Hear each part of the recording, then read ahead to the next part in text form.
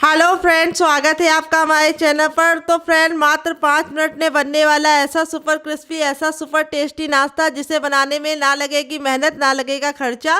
रोज़ रोज़ morning में यही tension रहती कि ऐसा नाश्ते में क्या बनाया जाए जो बच्चों से लेकर बड़ों तक सभी को पसंद आ जाए, हेल्दी भी हो, टेस्टी भी हो और कम तेल का हो। तो ये नाश्ता आपको तीनों डिमांडों को पूरा करेगा। हेल्दी भी है, टेस्टी भी है और बहुत ही कम ऑयल में तैयार हो जाएगा। और स्वाद ऐसा है कि ये नाश्ता आपने पहले कभी नहीं खाया होगा। वैसे तो आपने बहुत सारे नाश्ते बना के खाए होंगे, लेकिन ये नाश्ता आपने खाना तो दूर की बात है, पहले कभी देखा भी नहीं होगा। तो चलिए बिल्कुल भी देरी ना करते हुए फटाफट से रेसिपी को बनाना शुरू करते हैं। उससे पहले आपसे छोटी सी रिक्वेस्ट है, अगर आपने अभी तक हमारे चैनल को सब्सक्राइब नहीं किया है तो प्लीज़ हमारे चैनल को जरूर सब्सक्राइब कर लीजिएगा।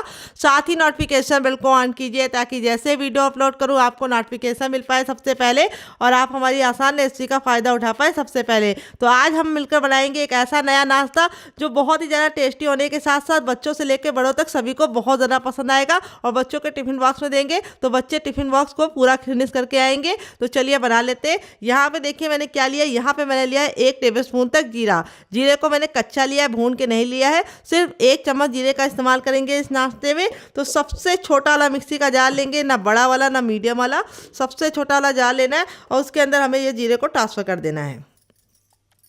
जीरे को ट्रांसफ़र करने के बाद अब इसके अंदर हम डालेंगे आधा टीस्पून तक शुगर, जिसको चीनी बोलते हैं, शक्कर भी बोलते हैं। अगर इसका कोई नया नाम हो तो कमेंट बॉक्स में जरूर बताइएगा। इससे नाश्ते का कलर भी बहुत ही अच्छा आएगा और नाश्ता बिल्कुल भी स्वीट नहीं बनेगा, क्योंकि हमने जो शुगर डाली है वो आधा चम्मच ही डाली है। इससे बहुत ही अच्छा फ्लेवर आएगा, कलर आएगा और टेस्ट बैलेंस हो जाएगा। अब 2 ग्रीन चिली तोड़ कर डालेंगे। अगर आप बच्चों के लिए बना रहे हैं, बच्चा बहुत ज़्यादा छोटा है, तो आप ग्रीन चिली को स्किप कर सकते हैं डियर। और अब इसमें हम डालेंगे 1 टेबलस्पून तक ऑयल। आप घी और बटर भी डाल सकते हैं। यहाँ पे मैं रिफाइंड ऑयल का इस्तेमाल कर रही हूँ। आप चाहे तो इसकी जगह पे सरसों का तेल भी डाल सकते हैं, आपकी अपनी इच्छा है, जो डालना चाहे डाल दीजिए। अब इसके बाद हम इसमें डालेंगे ढेर सारा हरा धनिया, जिसको हम डंठल के साथ डालेंगे। डंठल में बहुत ही अच्छा टेस्ट होता है, तो डंठल को स्किप करने की ज़रूरत नहीं है, डंठल के साथ ही डालना है। और अब इसके बाद हम इसके अंदर क्या डालेंगे आइए आपको बता देते हैं। हम डालेंगे अदरक। अदरक को मैंने अच्छे से छील लिया है, 1 इंच की अदरक को इस तरह से हम कट करके डालेंगे। इससे अदरक को पीसने में बिल्कुल भी दिक्कत नहीं होगी। अदरक जरूर डालिएगा, इससे बहुत ही अच्छा सा फ्लेवर आएगा नाश्ते में। और अदरक हमारे शरीर को गर्म करता है तो अच्छा होता है हमारे लिए। अब इसके बाद हम इसमें डालेंगे थोड़ा सा नमक। नमक आपको अपने टेस्ट के अकॉर्डिंग डालना है, जितना खाते हैं उतना डाल सकते हैं। और अब इसके बाद हम इसके अंदर डालेंगे एक इंपॉर्टेंट चीज़ जो इस नाश्ते को बहुत ही बढ़िया सा अंदर से खस्ता बनाएगी, वो है हमारा घर का जमा हुआ दही। तो यहाँ पर मैंने आधा कप दही लिया है। दही आपका खट्टा नहीं होना चाहिए, घर का दही हो तो बढ़िया है, नहीं है तो आप मार्केट वाला भी ले सकते हैं। अगर आपके पास दही ना हो तो आप इसकी जगह पे क्या डाल सकते हैं वो भी मैं आपको सजेशन दूंगी। आप इसकी जगह पे 1 नींबू का रस अच्छे से निचोड़ कर इसके अंदर ऐड कर दीजिएगा। पूरे का पूरा नींबू डालिएगा, आधा मत डालिएगा। और दही अगर आप डाल रहे हैं तो ख्याल रखिएगा सिर्फ आधा कटोरी ही डालना है, ज़्यादा दही नहीं डालना है। अब इसको कवर करके बिल्कुल अच्छे से इसका हम पेस्ट बना लेंगे। तो चलिए पेस्ट बना के लेके आते हैं। तब तक आप हमें कमेंट बॉक्स में कमेंट करके बताइए कि आप हमारी ये मज़ेदार सी रेसिपी कहाँ से देख रहे हैं। जहाँ से भी देख रहे हैं कमेंट बॉक्स में कमेंट करके ज़रूर बताइएगा ताकि हम आपको थैंक्स बोल पाए। तो चलिए पीस लेते हैं। तो फ्रेंड यहाँ पे देखिए मैंने इसको बिल्कुल अच्छे से पीस लिया है। पीसने में बिल्कुल भी दिक्कत नहीं होती, अच्छे से पीस गया है हमारा। अब हम क्या करेंगे, एक जार ले लेंगे, मिक्सिंग जार ले लेंगे और अब इसके अंदर हम इसको ट्रांसफ़र कर देंगे। तो इस तरह से पीसने के बाद अब इसके अंदर हम एक इम्पॉर्टेंट चीज़ ऐड करेंगे। क्या ये आपको बता देते हैं। तो अब इसके अंदर ऐड करेंगे हम मिल्क पाउडर, जिसको सूखा दूध भी बोलते हैं। ये हम इसके अंदर 2 टेबलस्पून तक डालेंगे। इससे नाश्ता अंदर से बिल्कुल सॉफ्ट बनेगा और मुंह में जाते ही रुई जैसा मेल्ट हो जाएगा। अगर ये आपके पास ना हो तो आप इसको स्किप भी कर सकते हैं डियर, अगर हो तो ज़रूर डालिए। अगर ये नहीं है तो आपको थोड़ा सा इसके अंदर बेकिंग पाउडर या खाने वाला मीठा सोडा ज़रूर डालना है, जिससे नाश्ता अंदर से सॉफ्ट बने। अब इसको डाल के अच्छे से मिक्स कर देंगे और मिक्स करके इसको हम 2 मिनट के लिए छोड़ देंगे ताकि जो इनका फ्लेवर है आपस में समा जाए। और 2 मिनट के बाद हम इसको चेक करेंगे, तब तक हम इसे साइड में रखते हैं डियर और आगे का काम करते हैं। तो यहाँ पे देखिए मैंने सबसे छोटा वाला जार ले लिया है, सबसे छोटा वाला लेना है। अब इसके अंदर हम डालेंगे आधा चम्मच जीरा, कच्चा जीरा डाल रहे हैं। फिर इसके बाद आधा चम्मच डालेंगे सौंफ। सौंफ जरूर डालिएगा, ये पेट को ठंडा रखने के साथ साथ बहुत ही अच्छा सा फ्लेवर भी प्रदान करती है। फिर इसके बाद हम इसमें डालेंगे कसूरी मेथी, जिससे बहुत ही अच्छी अच्छी खुशबू आएगी नाश्ते में। तो 1 टेबलस्पून डाला है, इसको मैंने भून के नहीं डाला, ऐसे ही कच्चा डाला है। और अब इसके बाद हम इसमें डालेंगे 2 ग्रीन चिली, जिसको हम इस तरह से तोड़ के डाल देंगे। अगर आप चाहें तो ग्रीन चिली की जगह पे सूखा लाल मिर्च भी डाल सकते हैं। और फिर इसके बाद हम इसमें डालेंगे 1 इंच का अदरक। अदरक ज़रूर डालिएगा, इससे बहुत ही अच्छा सा फ्लेवर आता है।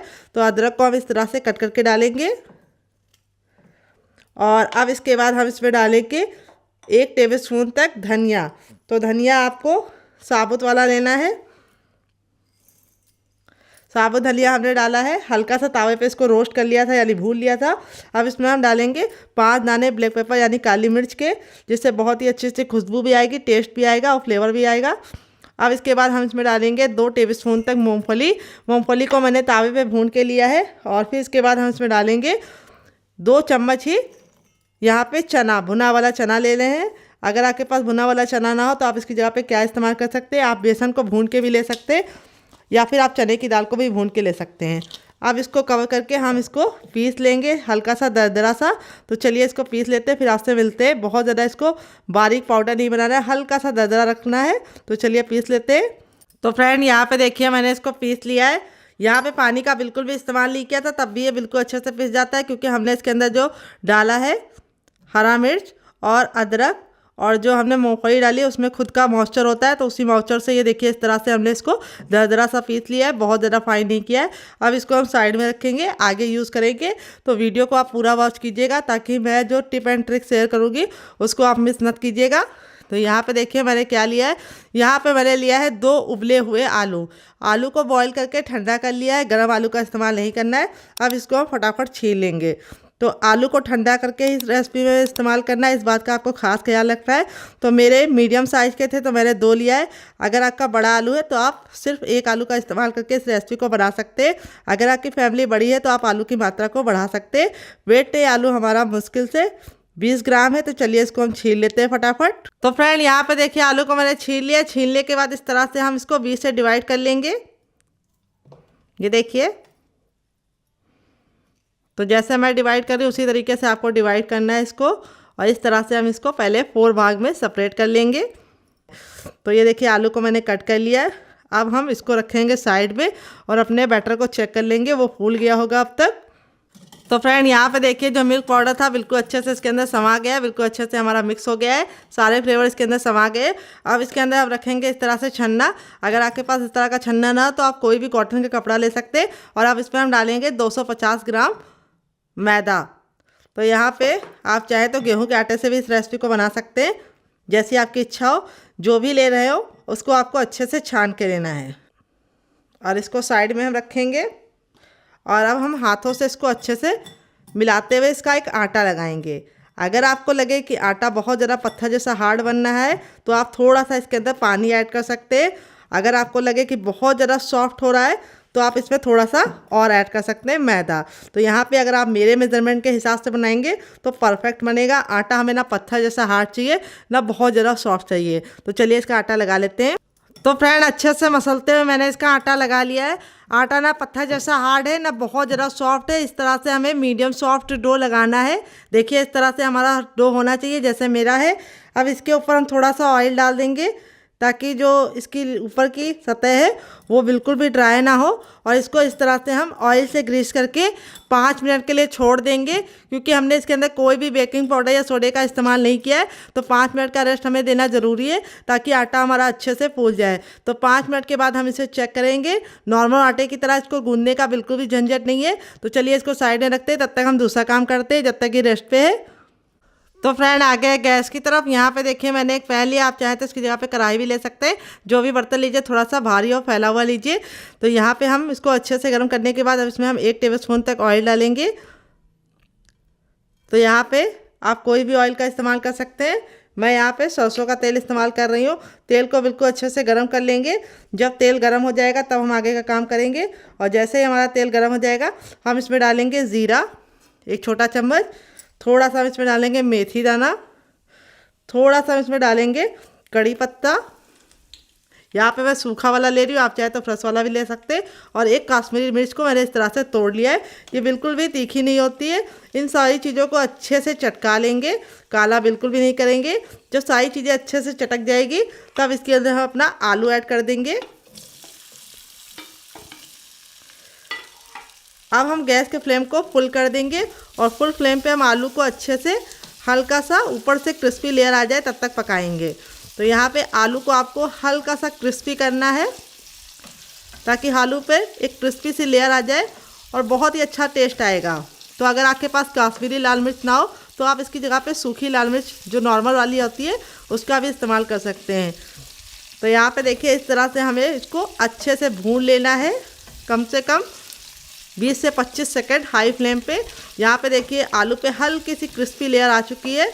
यहाँ पे आलू हमारा अच्छे से गोल्डन हो चुका है, बहुत ज़्यादा हमें इसको काला या लाल नहीं करना है, बस आलू पे हल्की सी क्रिस्पी लेयर आ जाए और गोल्डन हो जाए तब तक हमें पकाना है इसको। अब हम आलू को इस तरह से साइड में कर देंगे और सारा ऑयल को हम इधर आने देंगे।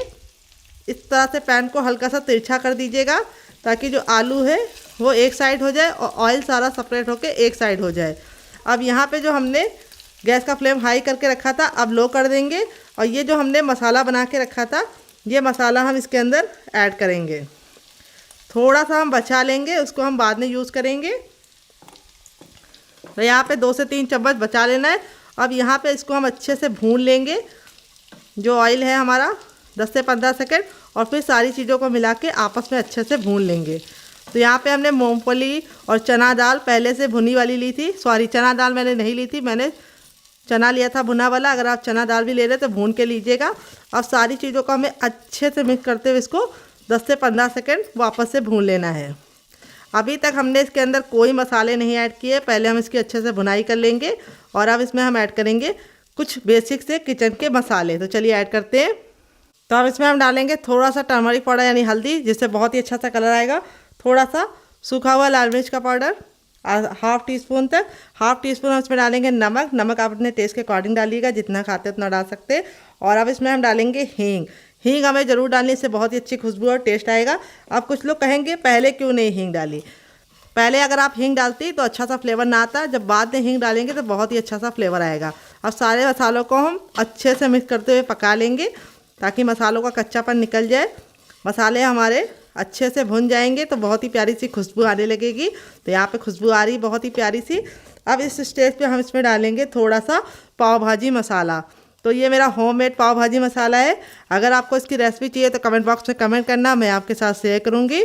तो यहाँ पे अगर आपके पास पाव भाजी मसाला ना हो तो आप इसकी जगह पे नॉर्मल गरम मसाला भी ऐड कर सकते हैं, या फिर आप इसमें कोई और मसाला भी ऐड कर सकते हैं, जैसे मैगी मसाला, पेरी पेरी मसाला, जो आपके पास अवेलेबल हो आप डाल सकते हैं। तो यहाँ पे हमारी बहुत ही चटपटी सी सब्जी बनके रेडी हो चुकी है, जो इस नाश्ते के साथ कमाल का टेस्ट देगी।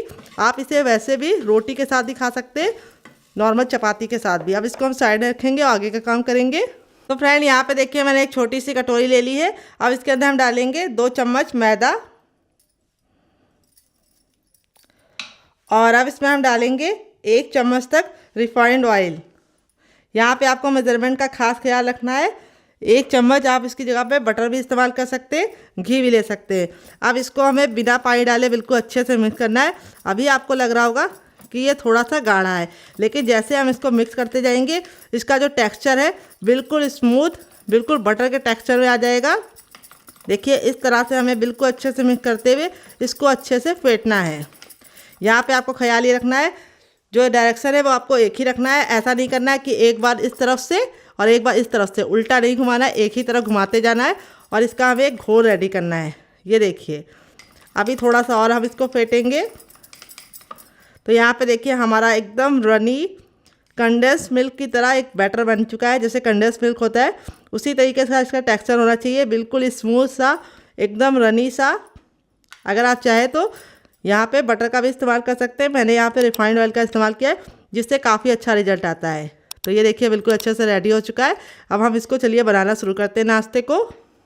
तो फ्रेंड 5 मिनट हो चुका है आटे को रेस्ट पे रखे हुए। आटा हमारा बिल्कुल अच्छे से फूल गया है, ये देखिए। अब हम क्या करेंगे, काउंटर पर इसको रख लेंगे, चकले पे रख लेंगे या काउंटर पे जिस पे भी, और थंब का ये वाला भाग इस्तेमाल करते हुए इसको आगे की तरफ ले जाएंगे और पीछे लेके आएंगे। देखिए इस तरह से हमारे जो आटे में बहुत ही अच्छी सी लचक आएगी। ऐसा हलवाई करते हैं, आपने देखा होगा। ये देखिए ऐसे। अब हम अपने आटे को डिवाइड कर लेंगे 3 भागों में। 2 को हम साइड में रखेंगे और एक के साथ हम काम करेंगे, और इसको हम इस तरह से अंदर की तरफ घसीटते हुए इसका हम एक लोई बना लेंगे। आटा देखिए हमारा कितने अच्छे से उठ गया है। ये देखिए मैं आपको करीब से दिखा रही हूँ। ये देखिए इसमें लेयर ऑटोमेटिक पड़ने लगी है, क्योंकि आटे को हमने रेस्ट करने के लिए रखा था। इसी तरीके का आपका भी टेक्सचर होगा अगर आप आटे को रेस्ट देंगे और थोड़ा सा मिल्क पाउडर डालेंगे। अब आटे को हम फिर से चिकना करके इसका एक गोला बना लेंगे। ये देखिए इस तरह से हमें इसका एक गोला बना लेना है, या लोई बना लेती है, जो भी आप नाम ले लीजिए। और इस तरह से हम इसको अच्छे से बना लेंगे। ये देखिए हो गया है हमारा। अब इसको हमें इस तरह से प्रेस कर देना है। थोड़ा सा आप सूखा मैदा भी डाल सकते हैं, और इसको हमें इस तरह से हाथों की सहायता से पहले फैला लेना है। और अब हम वापस से पीछे करके भी इसके ऊपर थोड़ा सा आटा डस्ट कर देंगे, और अब इसको हम रोल आउट करेंगे। तो यहाँ पे आपको इसे रोटी के इतना पतला बनाना है, जैसे हमारी चपाती होती है उसी तरह हमें इसको बेलना है। तो चलिए इसको बेल लेते हैं। तो फ्रेंड यहाँ पे देखिए मैंने इसको अच्छे से बेल लिया है, पतला सा रोटी के इतना मैंने इसकी थिकनेस रखी है। बहुत ज़्यादा इसको पतला, बहुत ज़्यादा मोटा नहीं रखा है। जैसे हमारी चपाती होती है उसी तरीके से हमें इसको रखना है। अब यहाँ पे जो हमने बैटर को बना के रखा था, ये वाला घोल, इसको हम अच्छे से वापस से मिला लेंगे, और यहाँ पर हम इसको इस तरह से डाल देंगे। और अब हम इसको अच्छे से चाकू की सहायता से इस तरह से फैला लेंगे।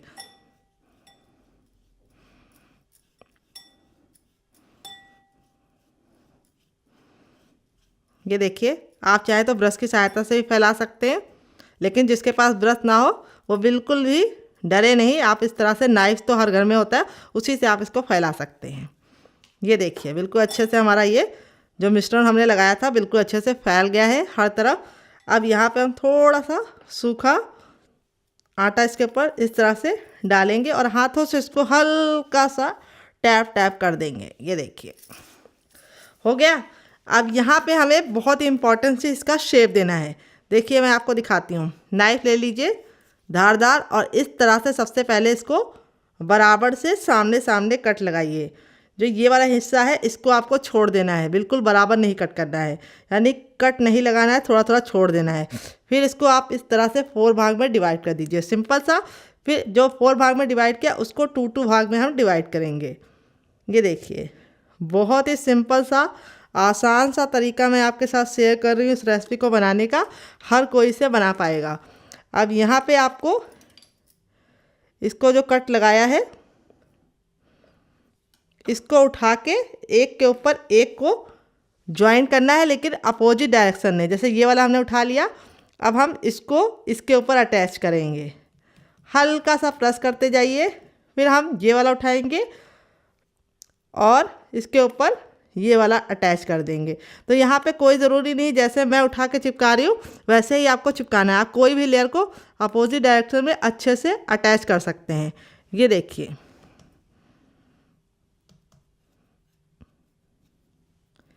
अब हमें इसको हल्का हल्का सा प्रेस कर देना है, और प्रेस करते हुए हमें इसको उठा के इस तरह से अंदर की तरफ इस तरह से घुमाते हुए इसकी एक लोई बना लेनी है।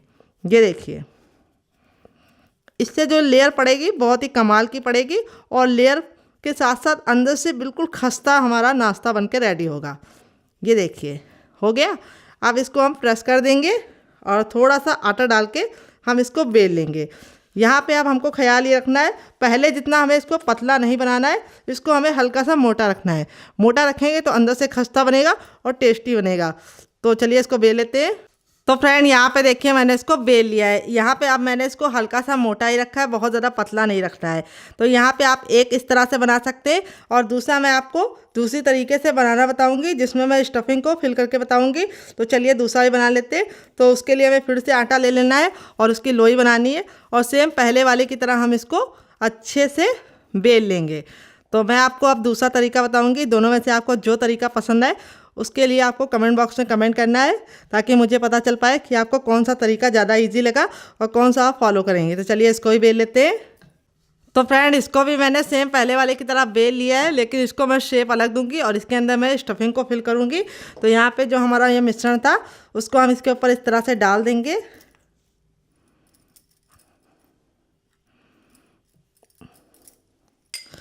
और अब हम इसको वापस से फैला देंगे।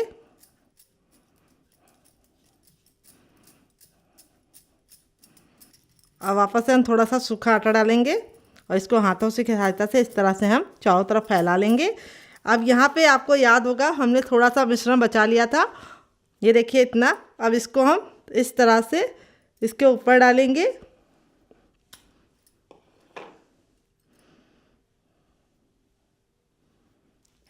तो आप दोनों में से कौन सा तरीका अपनाएंगे, किस तरह से बताएंगे, कमेंट बॉक्स में ज़रूर बताइएगा।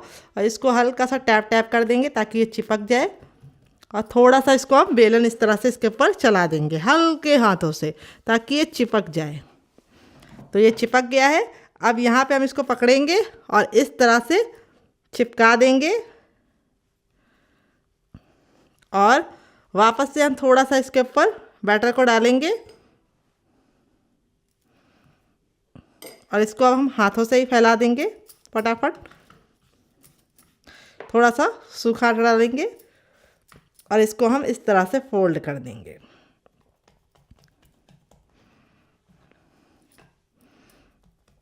इस तरह से हमें इसको फोल्ड कर देना है। बहुत ही आसानी से ये फोल्ड हो जाता है। अब थोड़ा सा हम इसके ऊपर सूखा आटा डालेंगे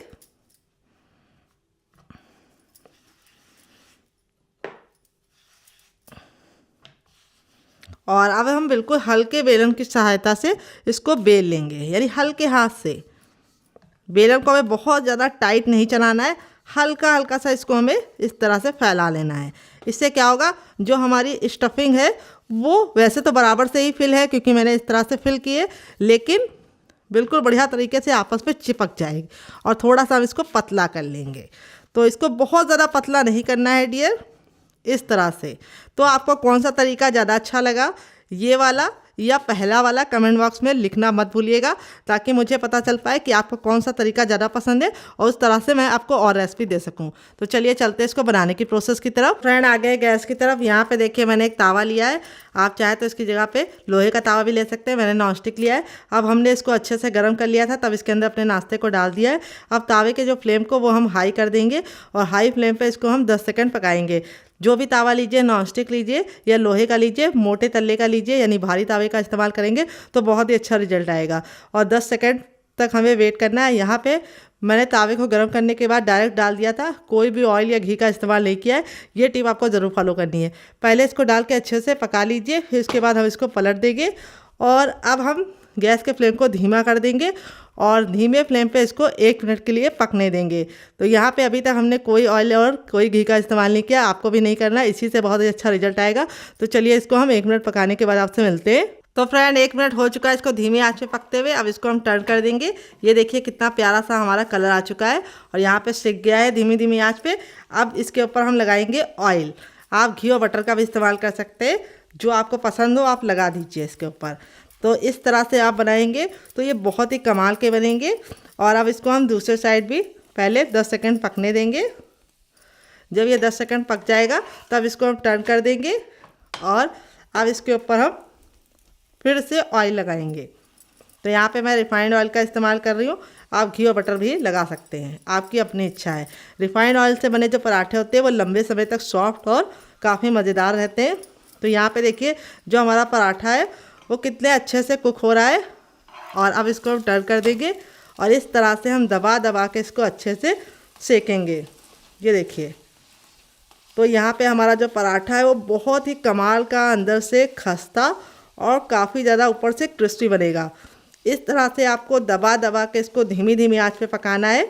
और जो भी तावे का इस्तेमाल कीजिएगा वो थोड़ा सा भारी होना चाहिए। तो पराठे का जो कलर है वो अपनी इच्छा अनुसार रख सकते हैं। अगर आपको बहुत ज़्यादा कुरकुरा पसंद है तो आप थोड़ा सा पराठों को लाल सेक सकते हैं। मुझे पराठे थोड़े से क्रिस्पी और काफ़ी क्रंची पसंद है। और दूसरी बात, जो उसका कलर होना चाहिए वो मुझे थोड़ा सा डार्क पसंद है। अगर आप लोग लाइट पराठा पसंद करते हैं, कुछ लोगों को लाइट कलर का पराठा पसंद होता है, उनको ज़्यादा क्रिस्पी नहीं पसंद होता है, सॉफ्ट पसंद होता है, तो वो सॉफ्ट में बना सकते हैं। सॉफ्ट बना रहे हैं तो आपको इसको ऐसे ही पकाना है जैसे मैं पका रही हूँ, लेकिन लास्ट में आपको इसको हाई फ्लेम पे मत पकाइएगा। तो देखिए पराठों पे कलर आना शुरू हो चुका है। पराठे हमारे बिल्कुल अच्छे से सिकने लगे। यहाँ पे हमारे मुश्किल से 1 से 2 मिनट के अंदर हमारा पहला पराठा रेडी हो जाएगा। पराठा को इस तरह से दबा दबा के आप सेकेंगे चारों तरफ से, तो ये अंदर तक कुक होगा और काफ़ी कमाल का बनेगा। ये देखिए, अब हमने गैस के फ्लेम को हाई कर दिया है क्योंकि हमारा जो पराठा है वो अच्छे से कुक हो गया है। तो अब हमें इसको क्रिस्पी करना है, क्योंकि मुझे थोड़ा सा क्रंची और क्रिस्पी पसंद है, इसलिए मैं इसको दबा दबा के हाई फ्लेम पर अलटते पलटते हुए पका लूँगी।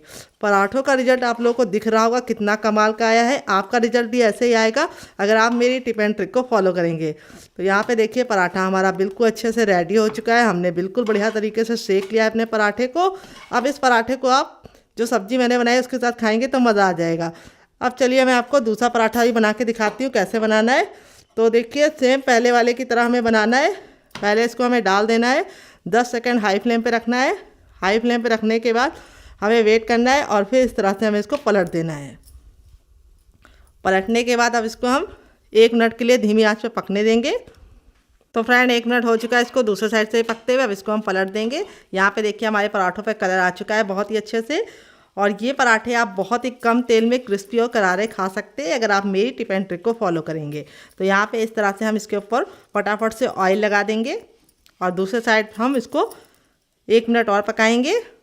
तो यहाँ पे जैसे मैं पराठे सेक रही हूँ उसी तरीके से आप सेकेंगे तो आपका रिजल्ट काफ़ी अच्छा आएगा डियर।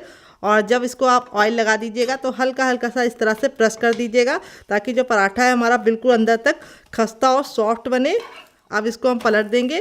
देखिए कलर आ चुका है दूसरे साइड भी, और इसके ऊपर भी हम ऑयल लगा लेंगे। तो पराठों की जो रेसिपी है मैं आपको बिल्कुल बारीकियों से समझा रही हूँ ताकि आपका जो पराठा है वो परफेक्ट बने और आपको खा के मज़ा आ जाए। तो ये जो स्टफिंग वाला पराठा है ये तो और ही ज़्यादा टेस्टी लगता है। इसके लिए आपको कोई भी सब्ज़ी वगैरह बनाने की ज़रूरत नहीं है, आप इसी तरीके से बना के इसे एंजॉय कर सकते हैं। पराठा देखिए हमारा कितना ज़्यादा फूल रहा है। इस तरह से आपका भी फूला फूला सा बनेगा। काफ़ी कमाल का पराठा हमारा बनेगा। ये देखिए दबा दबा के हम इसको सेक लेंगे। तो दोनों में से आपको कौन सा पराठा ज़्यादा पसंद आया, पहला वाला या दूसरा वाला, कमेंट बॉक्स में ज़रूर बताइएगा। आपका राय हमें बहुत ही ज़्यादा इम्पॉर्टेंट है, उसी से हमें मोटिवेशन मिलता है नई रेसिपी बनाने के लिए डियर। तो आप लोग लाइक करने में बिल्कुल भी कंजूसी ना कीजिए, बिल्कुल फ्री है। इस तरह से हम दबा दबा के अपने दूसरे पराठे को भी सेक लेंगे। दोनों ही पराठा हमारा बहुत ही कमाल का है।